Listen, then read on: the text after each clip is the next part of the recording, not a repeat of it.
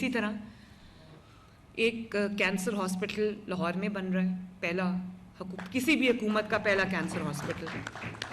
تو آپ کو یہ جان کے خوشی ہوگی کہ 4تھی منزل اس کی کمپلیٹ ہو رہی ہے۔ وہ کیونکہ میرے گھر کے راستے میں، تو میں آتے جاتے وہاں سے گزرتی ہوں، میں اس کو دیکھتی ہوں، نواز شریف کینسر ہاسپٹل۔ اور انشاءاللہ تعالی اس سال اس کا آغاز ہو جائے گا، اس میں علاج شروع ہو جائے گا۔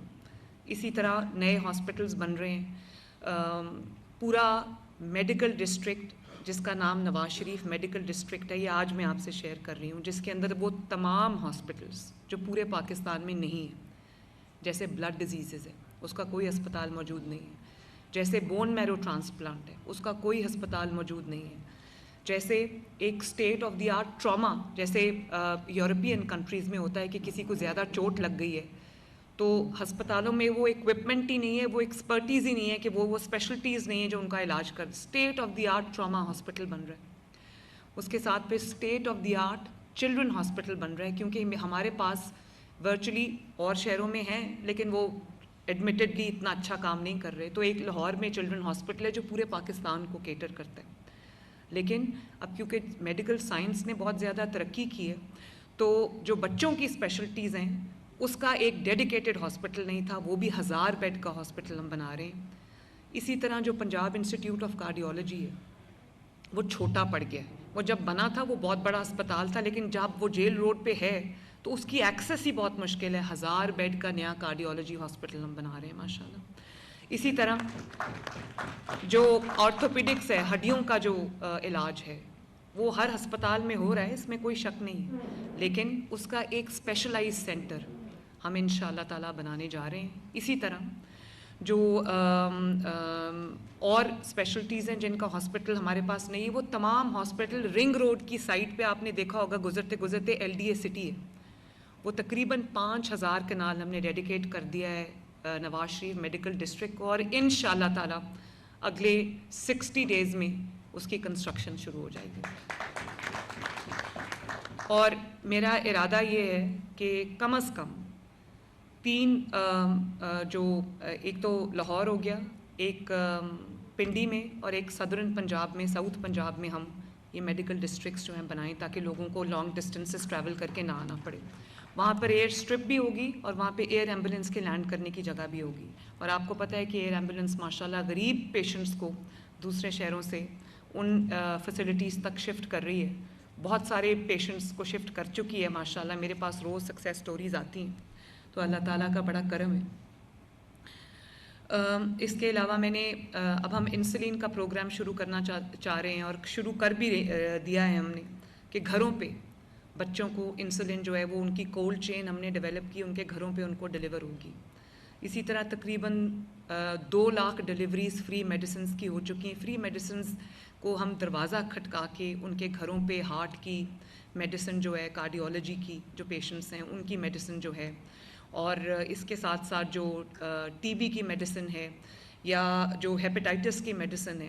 جو کینسر کی میڈیسن ہے، وہ ہم ان کے گھروں پہ ڈیلیور کر رہے ہیں، اور انشاءاللہ تعالیٰ اس دفعہ اس سال میں ہم اور زیادہ پیشنٹس کو انرول کریں گے جن کے گھروں پہ یہ، اور اس کا بہت میسو فیڈ بیک ہے۔ لوگ یہ کہتے ہیں کہ ہمیں لائنوں میں کیونکہ خود یہ بات میں آپ کو بہت بار بتا چکی ہوں کہ میں کم از کم 20-25 کالز رینڈم سن کے سوتی ہوں، کوئی کسی انیشیٹو کے بارے میں ہوتی ہے، کوئی کسی انیشیٹو کے بارے میں ہوتی ہے، اور جو میرا انسپیکشن یونٹ ہے وہ کم سے کم کتنی کالز کرتے ہو امجد روز؟ امجد ہے؟ اچھا، تقریباً 8 سے 10 ہزار کالز ہم روز کرتے ہیں، ڈفرینٹ، ساؤتھ پنجاب میں بھی، سینٹرل پنجاب میں بھی، نارتھ پنجاب میں بھی، تو اس میں جو سلیکٹڈ کالز میں سن کے سوتی ہوں، تو جو بہت فیڈ بیک آتا ہے نا، بہت فیڈ بیک جو آتا ہے، وہ جو میڈیسن ڈیلیوری ہے، ہوم ڈیلیوری، لوگوں نے کہا کہ ہمیں پورا دن کھڑا ہونا پڑتا تھا، اب ہمارا دروازہ کھٹکا کے ہمیں 60 دن کی میڈیسن جو ہے وہ دے جاتے ہیں، تو اس کا بھی جو ایک سیٹسفیکشن لیول ہے، ہم پرسنٹیج نکالتے ہیں، وہ تقریباً 90% کے قریب ہے۔ بہت بڑا یہ بھی ایک اللہ تعالیٰ کا شکر ہے۔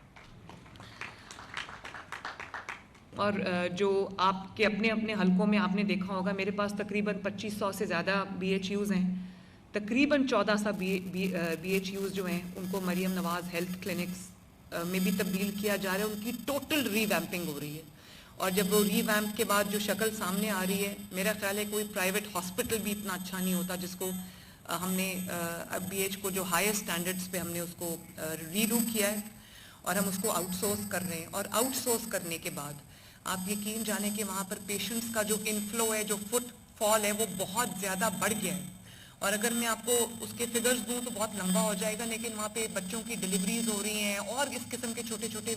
پروسیجرز ہو رہے ہیں جس کے لیے بڑے ہاسپٹلز میں ان کو نہیں جانا پڑا. تو وہ ہم آؤٹ سورس کر رہے ہیں، جس کے اوپر اتنا ہیو اینڈ کرائے مچا تھا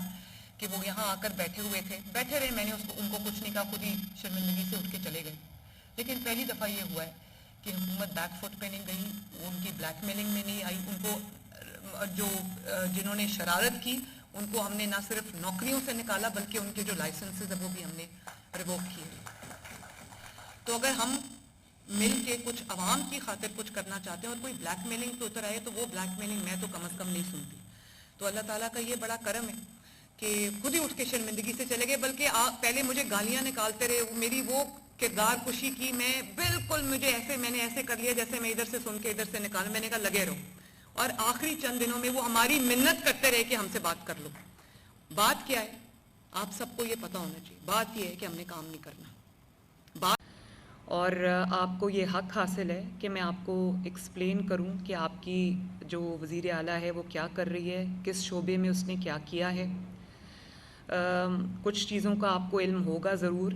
کچھ کا شاید نہیں بھی ہوگا. تو میں وہ سب چیزیں آپ کے سامنے آج رکھنا چاہتی ہوں. تو میں اپنی کارکردگی کے ساتھ میں آپ کے سامنے آج حاضر ہوں. سوال جو بھی ہے، جتنا بھی تلخ ہے، آپ جو بات کرنا چاہتے ہیں، جتنی بھی تلخ بات ہے، میں بہت کھلے دل کے ساتھ اور بڑے اچھے سٹرائیڈ میں اس سب کو سنوں گی بھی. میں نے ایک چیز میں آپ کے سامنے ایک بات رکھنا چاہتی ہوں بہت آنیسٹی کے ساتھ کہ میری کچھ چیزیں آپ کو شاید پسند آئی ہوں، کوئی کمی بھی رہ گئی ہو. لیکن ایک چیز میں آپ کو یقین دلانا چاہتی ہوں کہ میری جو نیت تھی اور میری جو کوشش تھی اس میں کمی نہیں تھی. اور میں نے پوری یہ کوشش کی ہے کہ اللہ تعالیٰ کو حاضر ناظر جان کے میں اللہ تعالیٰ نے جو کرسی عطا کی ہے، جو رسپانسبلٹی میرے کندھوں پہ رکھی ہے، میں اللہ تعالیٰ کو حاضر ناظر جان کے اس رسپانسبلٹی کو جتنی میرے to the best of my ability میں اس کو ڈسچارج کروں. اور ہر وقت، ہر روز جب میں آفس آتی ہوں تو میرے دماغ میں یہی ہوتا ہے، یہ پریشر ہے میرے کہ میں نے اللہ تعالیٰ کو جواب دینا ہے. اگر حضرت عمر فاروق جن کی مثال پوری دنیا آج بھی دیتی ہے، اگر وہ اللہ تعالیٰ سے ڈر ڈر کے فیصلے کرتے تھے اور جواب دہی کا خوف سے وہ اپنے راتوں کو صحیح طرح سوتے بھی نہیں تھے، تو ہم تو بہت چھوٹی چیز ہے. تو میں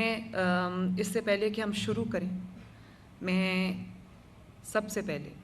آپ سب کو، سب پاکستانیوں کو، آپ سب کو دل کی گہرائیوں سے مبارکباد دینا چاہتی ہوں. اللہ تعالیٰ نے ہمیں جو فتح عطا فرمائی،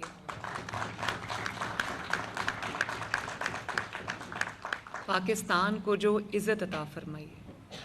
جس طرح آپ سب جانتے ہیں، میں ان ڈیٹیلز میں نہیں جانا چاہتی کہ 2024 کے الیکشنز کے بعد ہمیں کس قسم کے حالات کا سامنا تھا. وہ آپ سب جانتے ہیں، وہ میں نے بھی فیس کیے ہیں، وہ آپ سب نے فیس کیے ہیں. جس طرح ایک سال میں اللہ تعالیٰ نے بہت حد تک چیزوں کو جو ہے وہ بدل دیا ہے، اسی طرح ایک رات میں اللہ تعالیٰ نے جو پاکستان کی دنیا میں عزت تھی، جو پاکستان کا پرسیپشن تھا، اللہ تعالیٰ نے اس کو پاکستان کے حق میں بدل دیا، دنیا کو مسخر کر دیا پاکستان کے لیے. اور یہ سوائے اللہ تعالیٰ کی مدد کے، اس کے کرم اور اس کے فضل کے، یہ انسانی طور پہ ممکن نظر نہیں آتا.